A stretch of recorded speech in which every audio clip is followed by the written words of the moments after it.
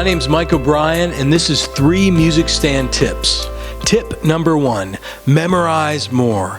I encourage you to memorize your music, memorize your order of service.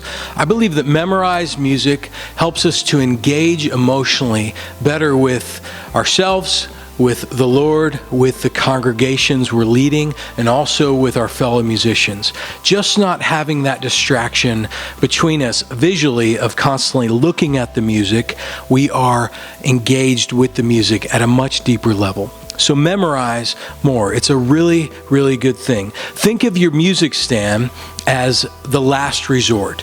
So if you forget where you're going, you look at it, you reference it, but try to memorize the music and the order of the service. Memorized music just sounds better, it feels better, and it looks better. Tip number 2, lower and flatten your music stand. When you do this, it takes up much less visual space. It's not as noisy visually, and it just looks better. It looks cleaner across the stage as people lower and flatten their stand. It allows people to see your body. So as you model worship, as you hold your hands out, as you pray, whatever you're doing, it's not covering up your body in worship.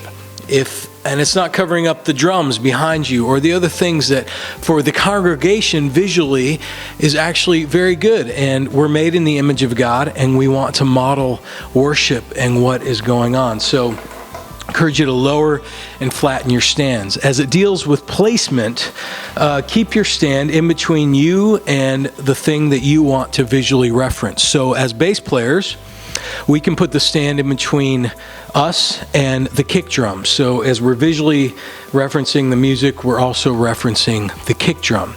Leaders and musicians, put your stand in between you and the person leading a majority of that set. So as you're referencing the music, you're also referencing visually the leader. It can be very helpful.